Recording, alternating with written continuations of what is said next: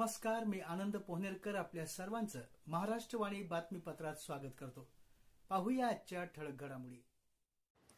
या बातमीपत्राचे प्रायोजक आहेत डॉक्टर श्रद्धा विशाल मुळे यांची व्यंकटेश हॉस्पिटल, नवगण राजुरी, जिल्हा बीड।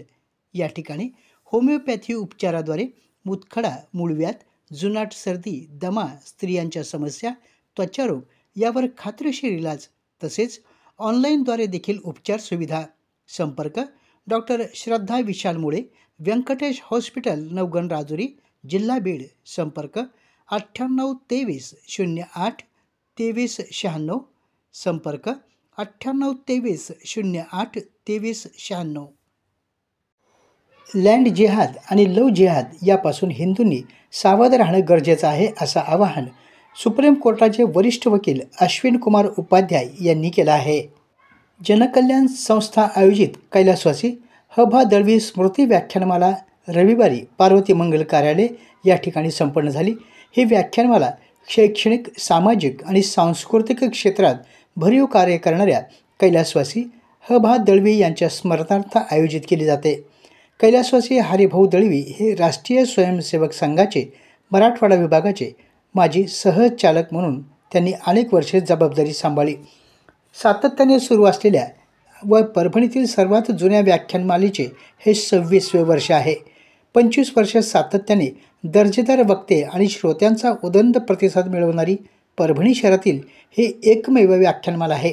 या व्याख्यानमालेच्या माध्यमातून सामाजिक, आर्थिक आणि सांस्कृतिक विषयाबाबत समाज प्रबोधनाचं कार्य या माध्यमातून होत असतं। आपल्या व्याख्यानातून अश्विन कुमार उपाध्याय यांनी वक्फ बोर्ड कायदा, प्रार्थनास्थळ कायदा हे कशा प्रकारे देशासाठी घातक आहेत हे देखील नमूद केलं। या व्याख्यानमालेत आजपर्यंत अनेक राष्ट्रीय पातळीवरील व्याख्यात्यांनी आपले विचार मांडले आहेत।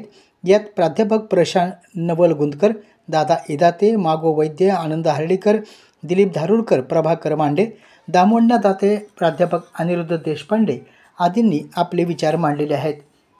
या प्रसंगी व्यासपीठावर राष्ट्रीय स्वयंसेवक संघाचे विभाग संघचालक डॉक्टर रामेश्वर नाईक, जनकल्याण सेवा संस्थेचे अध्यक्ष डॉक्टर देवानंद उमनवार, जनकल्याण पतसंस्थेचे अध्यक्ष अनिल अष्टूरकर उपस्थित होते। व्याख्यानमाला यशस्वी करण्यासाठी अमोल जोशी, आनंद देशमुख, श्रीपाद कुलकर्णी, विनोद लोलगे, दीपक टाक, भास्कर जोशी, गिरीश कौसळीकर, अद्वैत पार्डीकर, ॲडव्होकेट नितीन खळीकर, स्वप्नील वाकोडकर, इंद्रजित बामणे आदींनी परिश्रम घेतले।